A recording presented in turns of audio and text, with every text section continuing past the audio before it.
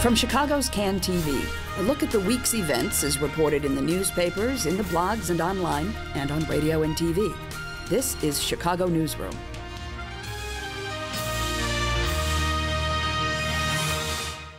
And hello again, once again. Welcome to Chicago Newsroom here on Can TV. I'm Ken Davis.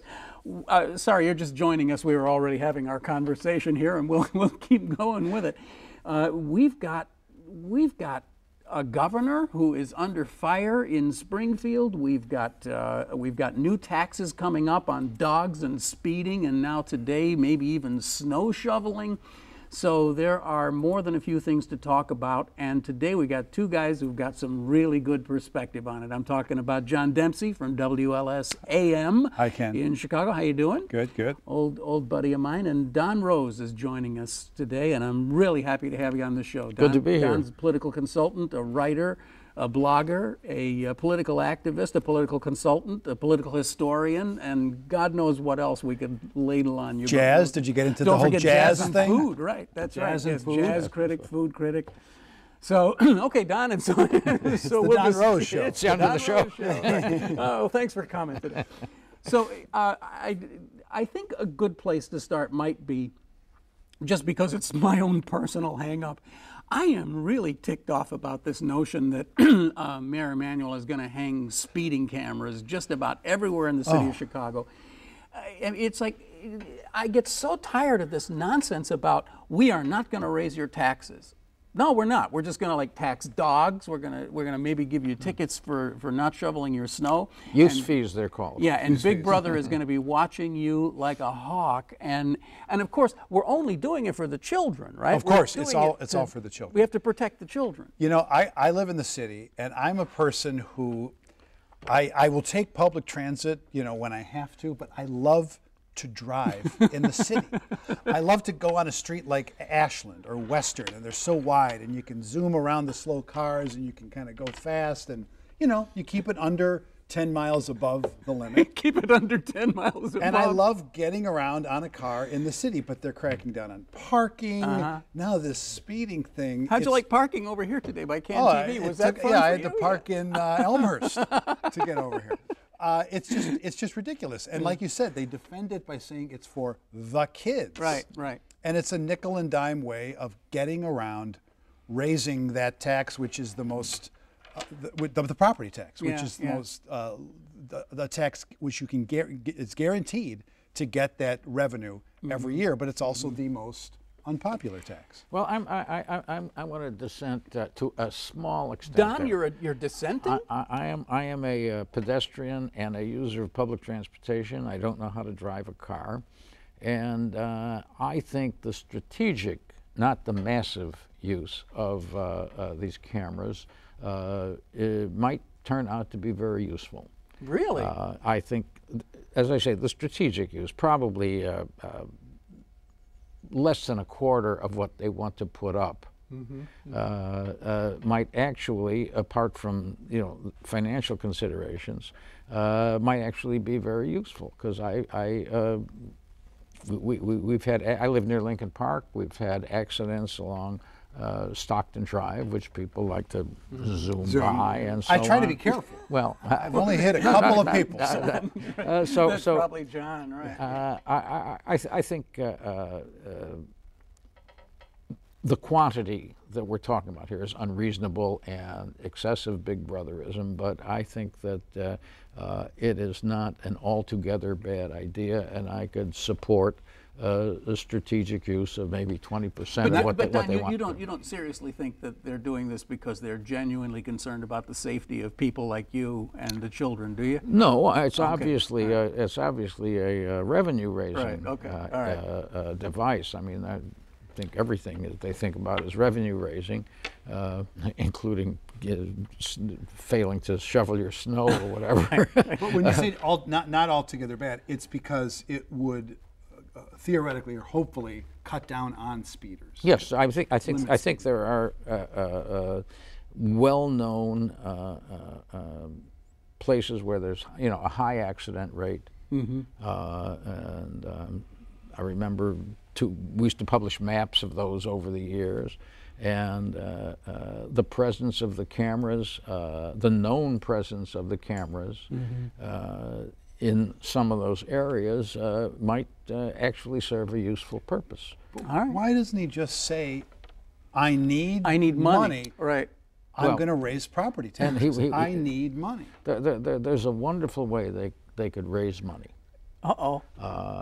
And it would not hurt very, very many people in the city, and that's a financial transactions tax, or so-called Tobin tax, which one would put not on every single stock transaction, but on the speculative ones, the ones where they're using money to make money.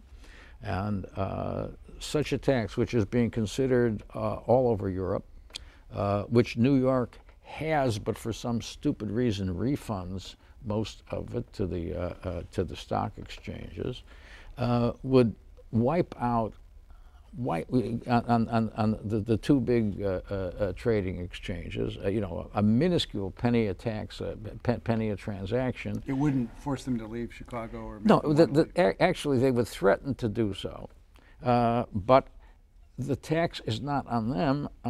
It's not on the institution, it's on the trade, and it is so minuscule on each trade that nobody is going to notice it.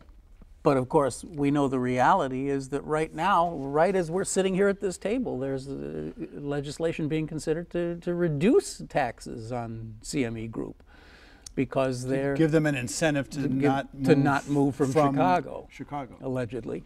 But that's perfectly fine because that's a tax on them, not to leave Chicago. Well, the other point is that it's not a bad idea nationally, and as I say, it's being considered internationally. But we could raise enough revenue in that a tax that would affect only like the top, 1 or 2% of the people in the city and suburbs who make these trades. The so-called job creators who are sitting there on financial speculation. Europe wants it for two reasons. Where it's being considered. One is, of course, that it's a good way to raise revenue, and only on that 1%. The people were occupying. Right. And the other is that it would also serve, many people believe, to dampen speculation, which is the cause of much of many of our economic woes all over the world. So, that's out there. And when it was first brought up by the idea was first brought up by some progressive aldermen a couple of years ago, and it so scared the powers that be that they got state legislation prohibiting it, and you would have to go to the state once again to have it done, and undo what was done, and maybe impose it. But maybe it's too much dreaming, thinking that the people who spread around all the money are going to be taxed. And and put money back into money back into the system any more than another issue that I suppose we could talk about today is the electricity, the ComEd power, thing, and this is clearly, a function of campaign contributions, which is what the polite term for bribes is, that are spread throughout the legislature. I would just love to see how much they've given to each and every legislator. Right. Well, there's a senator from Moline, Mike Jacobs, and his father was Denny Jacobs, a longtime lawmaker, and I think there was a near fist fight which broke out in Springfield a couple months ago because a Republican lawmaker accused, he said to Jacobs, your father is a lobbyist for ComEd, and that's why you're pushing this, and they nearly came to fisticuffs. And Pat Quinn said that this week. The governor said that these lawmakers who voted to override his veto of the smart grid bill were doing so. He was talking about them having 3 loaves of bread under their arms and getting all this money from Commonwealth Edison. Well, I'd like to look at this from the Pat Quinn perspective, if we possibly can.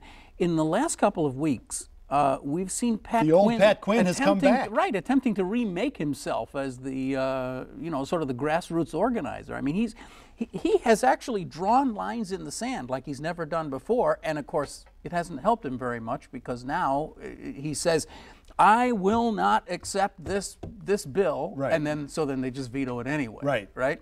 And then now he's going to do possibly the same thing again with the casino legislation. As I understand it, right at this moment, while we're sitting at the table talking, the powers that be are all meeting. Cullerton and the governor are meeting to talk about how they're going to come up with some kind of compromise on the casinos. Right? Well, they're trying to get it done, and Quinn, of course, has said, if you include slots at the airports and slots at the racetracks, I will veto that bill. Right. But since Quinn took over for Blagojevich, he changes his mind, left and right, just with the blowing of the wind. So there are a few people who think, well, Pat Quinn said it, I guess he's going to stick with his guns and not This back is down. a real threat. But as you're pointing out, the past couple of weeks, we have seen the old populist Pat Quinn that we used to see when we'd cover him at the Bismarck Hotel on Sundays. Yeah, absolutely. I When kind of wonder if he and Obama haven't had some kind of conversation about maybe we need to get more. Well, I noticed that this summer, Quinn loves to have media events and press conferences and these elaborate bill signing ceremonies where he gives every kid in the audience a pen when he signs the bill.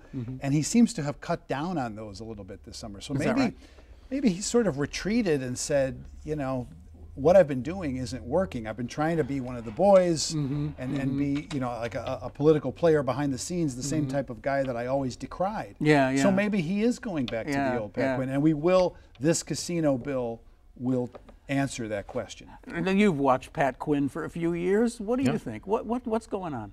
I think his instincts are still good, and his behavior has not been in line with who he really is, or at least the Pat Quinn that we came to know and love. The accidental governor. But,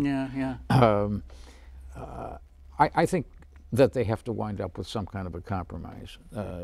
I just do not believe on gambling. Gambling. I just do not believe they're going to deprive Chicago of the casino. Because Rahm Emanuel wants it, and wants it badly, right? He wants it badly, and it's absent something sensible like a financial transactions tax. It is the only way we're going to start getting pulled out of that economic hole, $635 billion, and we have to have it because nobody is going to raise the property tax. Not that I'm in love with the idea, but I think a city-owned and privately managed casino is inevitable. And you're saying that because there are casinos all around us already anyway? Yeah, I mean, that's the Emanuel argument. We're not virgin gamblers. Right. It's like we already have a casino. It just happens to be across the way in Hammond. In Hammond or Wisconsin. or even Aurora. Elgin, all over the place. Yeah. And I think originally, once we had the idea of casinos in Illinois, that they should have been municipally or state-owned to really serve the purpose, and that would work out very well. So Chicago's could be very useful. Well, in order to get the Chicago casino, I believe they're going to have to compromise minimally by allowing slots at the racetracks. Well, the left has always complained about the whole tax on the poor thing that is a casino. So as a man of the left, where do you stand on that idea that a casino is nothing more than a tax on the poor, because they tend to play more often? Well, we heard that about the lottery and so on and so forth. I'm not in love with the idea, but it's here, and the people, I don't believe the presence of a Chicago casino is going to tax many more poor people than are already out there, and create too many more addictive gamblers. it ain't a perfect idea, but where are we going to go, and what is going to be practical? You know, I say this very reluctantly. I was once opposed to, you know, casino gambling in all forms, but when you look around, as I say, we've lost our virginity, 90% of it already. The train has left the station. Yeah. Yeah, it's the train has left the station, and in an ideal world, you would not have Chicagoans wasting their money. Maybe it would increase tourism. Maybe you'd have the people who come for the convention shows. They just reached that deal at McCormick Place, so we're not losing so many shows. Yeah. You'd have out-of-towners coming here to spend their money, and that would be the And best of that all would just be possible worlds. a solid source of mainline cash coming right into the city. Well, that's the idea of using it at the airports, but I have some qualms about the airports, but I have no qualms about slots going into the racetracks. Huh, because people are already going People there are for out there, gambling they're anyway. gambling already. We already know why you're here. We might as well Exactly. just make it. Inspector Renault is going to, I'm shocked that there's gambling. There's gambling going on. You're winning, sir. So let's, because I'm jealous of every minute I've got with you guys, we're running, you know, we're only doing a half hour here. Let's focus on the county for a little while. We've got a rather aggressive new president of the county board in Toni Preckwinkle, and she is taking no prisoners over there. Is she doing the right thing with this budget that could conceivably lay off 1,000 people? I mean, she's cutting into the core mission of the county, medical services and that kind of thing. The idea of all these cuts is probably reasonable. It's a matter of where and how you make them.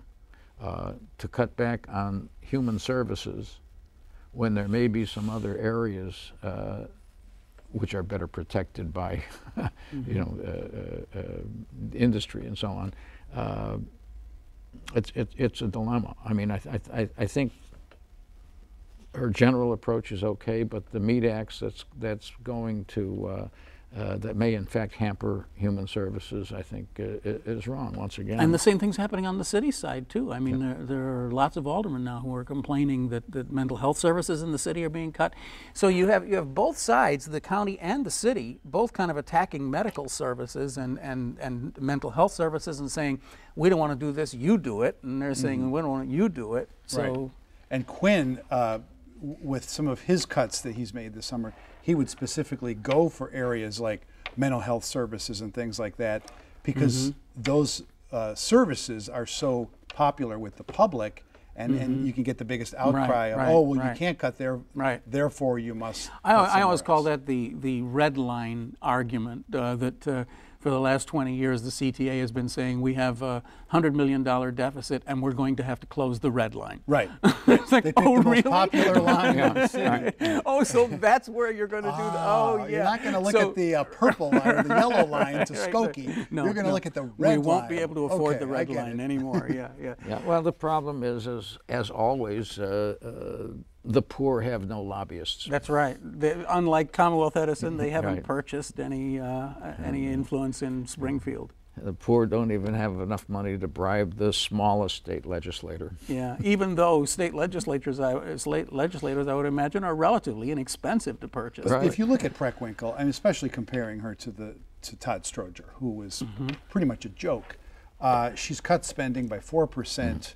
She's coming out with the budget, a month before it's due, which I talked to Lawrence Massal from the Civic Federation this week, and he says, what? Is unheard of. This is unheard of. He was still gasping when you talked to him. And we know that the county has been a place where patronage workers have been stowed for a long time. I know that, look at the shock on his face when I say that. They're a patronage? That's like gambling at the gambling at the racetrack. But she's bringing a more professional management style than we ever saw from Todd Stroger. So. I think we're seeing that across the Forest Preserve operation and a lot of other ways.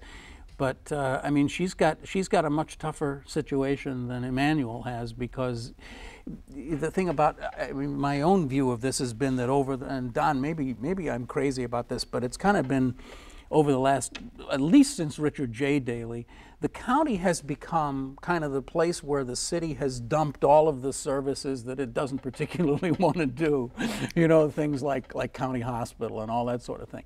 And so they have this really difficult mission to accomplish. They've got to handle the courts, they got to handle the jails, they got to handle taxing and health and mental health and things like that.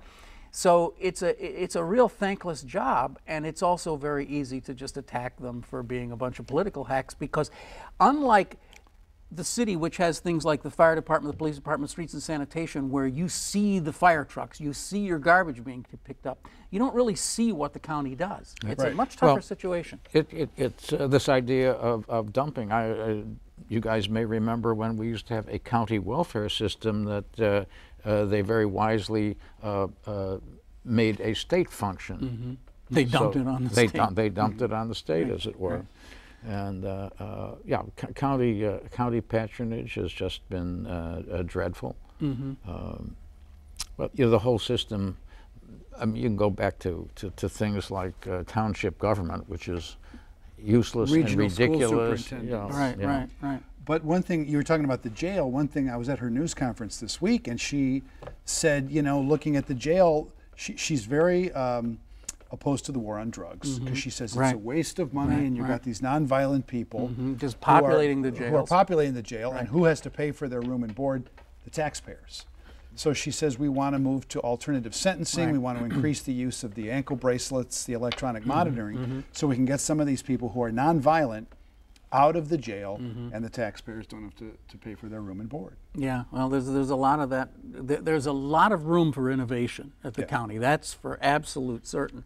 I'm just fascinated by her and how her persona is one of being incredibly tough and incredibly smart. Which you don't expect from, you know, a liberal Hyde Park former alderman, right? She was. Well, she was a tough cookie from the very beginning, and you know, played a lot of ball with developers in the area and so on. So she was never the pure reform figure that we saw, and that's probably not a bad thing in this situation.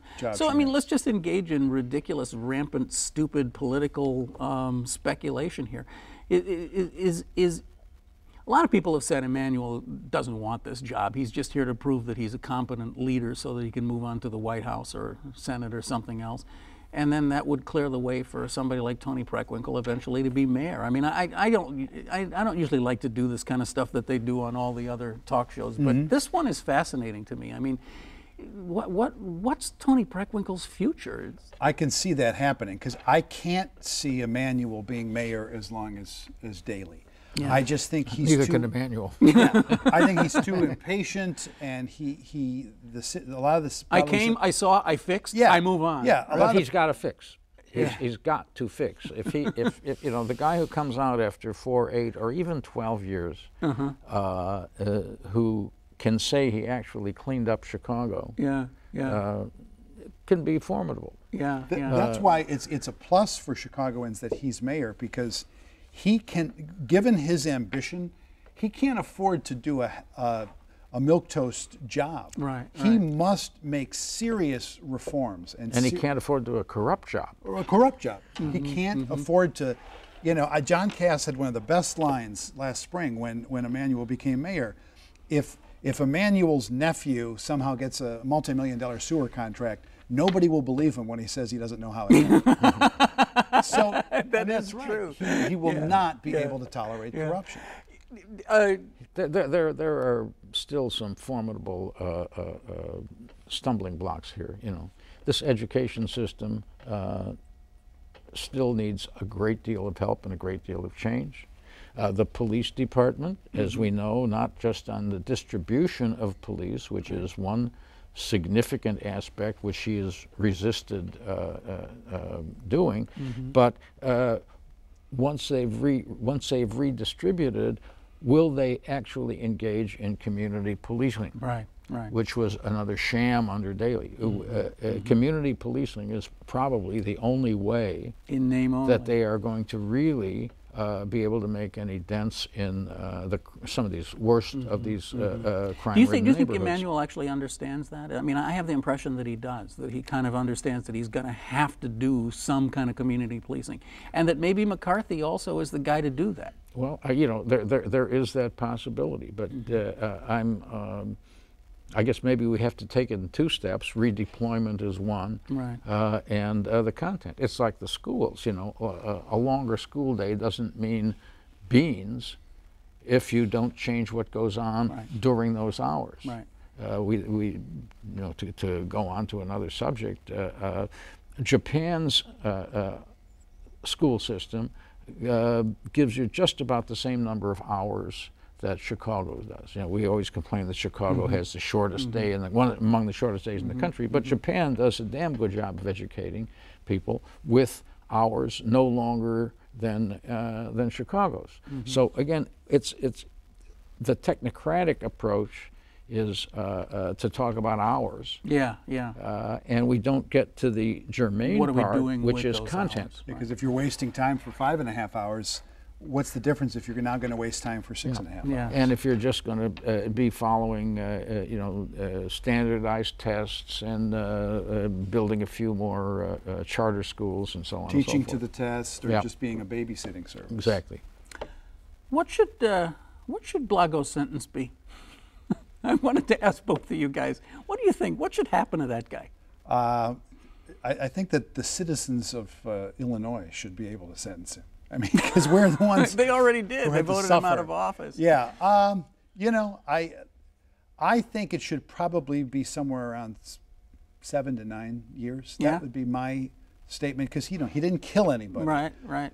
But he ran the state into the ground, and he was probably the worst governor. But running the state into the ground is not an offense. That's not But illegal. look at the Damaged a lot of people. Look at the financial situation that the state is in, and he was out there talking about spending money on this and spending money on that, and all he wanted to do was spend money. Whatever the Sun-Times, if there was a headline that something needed money, he wanted to spend money on it, but he would not raise taxes. Right, right, and give senior citizens free rides on the CTA. Yeah. Well, Sorry, as a senior citizen, I love that. Yeah, you love that. There are some who can't, but I could have afforded to be paying full fare, you know, forever. But I agree with the 7 to 9. I would have said 5 to 10. You know, something we don't meaningful. need to lock this guy up and Yeah, throw away yeah, the keys. Is yeah, what you're saying. He can see his kids later on. Or alternatively, we could bring back corporal punishment. Or maybe since he's a nonviolent offender, maybe Preckwinkle will arrange to put him a ankle bracelet on him. Yeah. I think the worst punishment would be to give him a crew cut. Yeah, give him a crew cut. And on that note, we're going to have to tie this one down for the day. I'm really sorry because I've got about 90 more minutes of things. I do want to mention before we leave that Don, you've written this really wonderful thing called The Lawyers Who Reformed Chicago. And it's in Dick Simpson's book. And Can I hold up the book like they do on television? Up, I guess, yeah. But it's a very interesting thing about the lawyers who really made the difference in Chicago more than the legislators. But unfortunately, as always happens on this show, we ran out of time. So we will take it up another time. Okay. You have been watching Chicago Newsroom. It's a community service of CAN TV. Of course, you can find us right here on cable, but you can also see this and plenty of other programs online at cantv.blip.tv. You can check us out here. You can subscribe on iTunes. You can see us on YouTube. We are all over the place, and I'm happy that you're watching us today and that you'll join us again next time right here on CAN TV. For Chicago Newsroom, I'm Ken Davis. Thanks for watching.